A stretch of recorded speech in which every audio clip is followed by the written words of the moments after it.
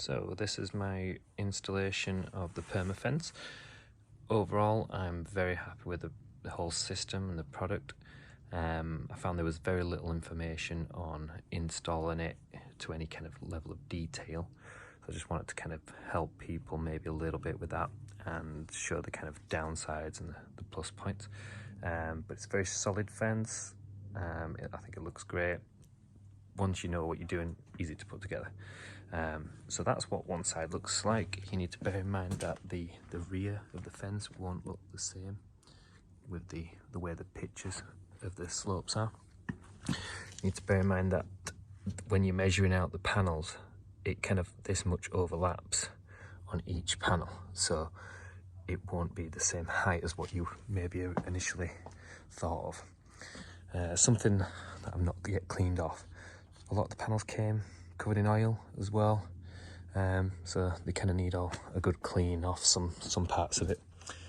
The tops, I find a bit of a funny design. They've got this plate bit in the middle, which is glued together, so that just caps over the concrete pillars, but it don't just sit right because of that slopey bit, you know. You're gonna have to like prop it up and then like put a screw through it. I'm probably just gonna put a load of adhesive on, but that piece in there stops it sitting right.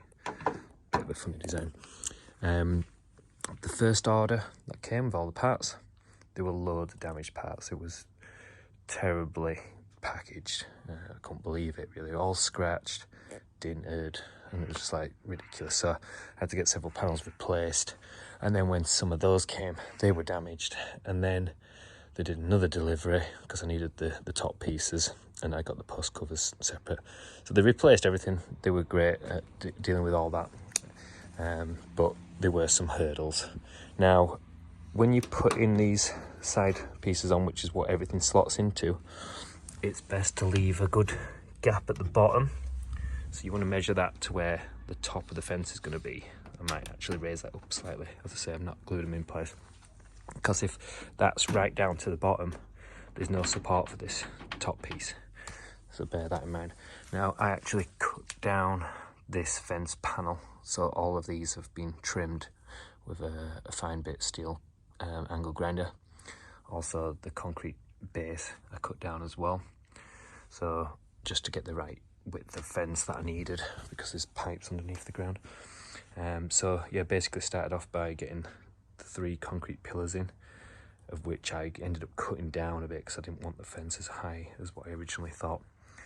And then yeah, you put the pillars, put one pillar in, and then you put the concrete base in, which I dug right in so that it becomes level with the floor.